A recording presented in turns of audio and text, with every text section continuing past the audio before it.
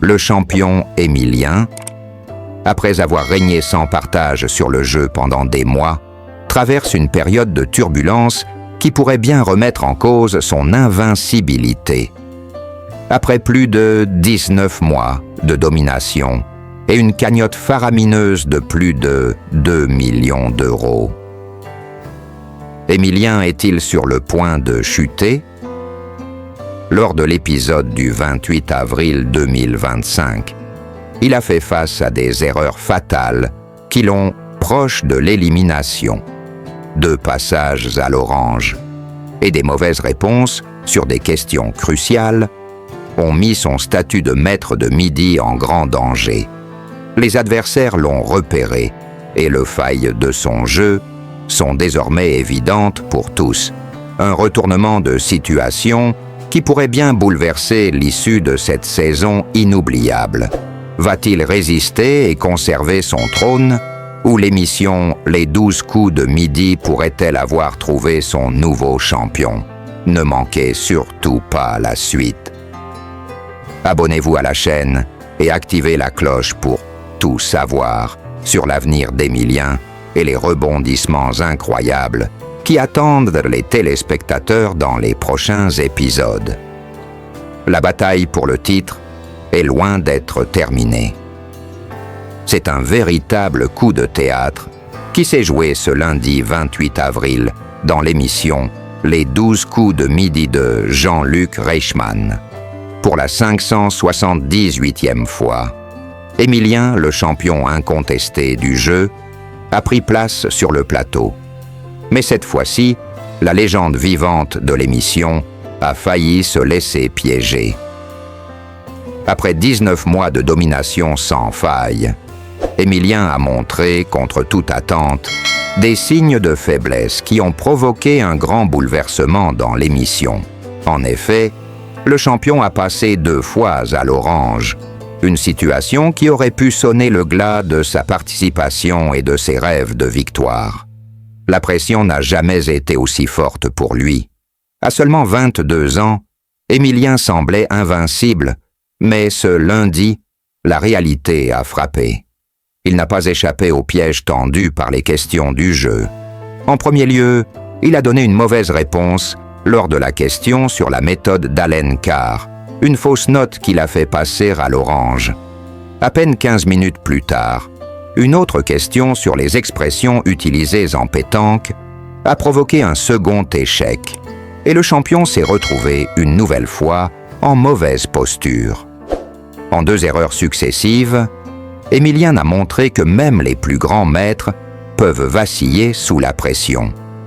C'est à ce moment-là qu'un autre événement a ajouté du piment à l'émission. Amandine, une de ses adversaires, n'a pas hésité à le défier en duel après avoir vu ses faiblesses.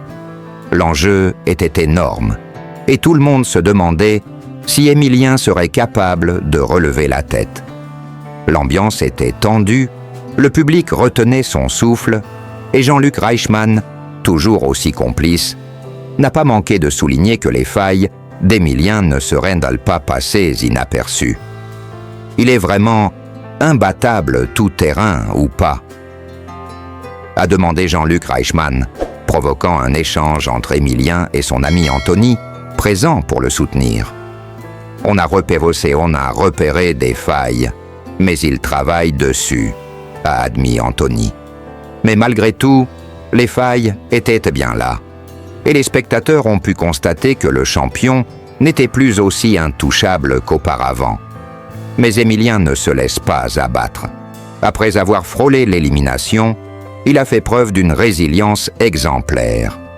Lors du coup de maître, il a parfaitement maîtrisé les questions et a remporté un chèque de 30 000 €, prouvant que même après ses erreurs, il reste l'un des plus redoutables champions du jeu. Ce coup de maître a également permis de lever le voile sur 5 nouvelles cases de l'étoile mystérieuse, dont les indices commencent à se préciser. Cependant, lorsqu'Émilien a proposé le nom de Yannick Noah, la déception était palpable. Ce n'était pas la bonne réponse.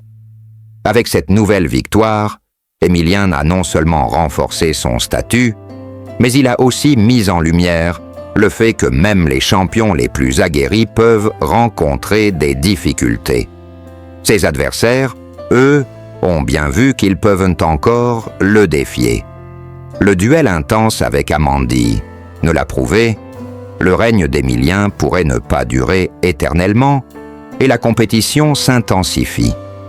Cette émission n'a pas seulement montré les faiblesses d'Émilien, mais aussi sa capacité à se relever et à continuer à impressionner. Après 578 participations, il prouve une fois de plus que, même dans l'adversité, il sait comment garder son calme et sa concentration pour rester au sommet. Alors qu'en sera-t-il pour le champion des 12 coups de midi? Pourra-t-il maintenir sa place en tête et continuer à briller sur le plateau de TF1? Ou, après avoir montré quelques signes de vulnérabilité, va-t-il se faire détrôner par un de ses concurrents? La réponse à cette question, c'est vous qui la détenez, chers téléspectateurs.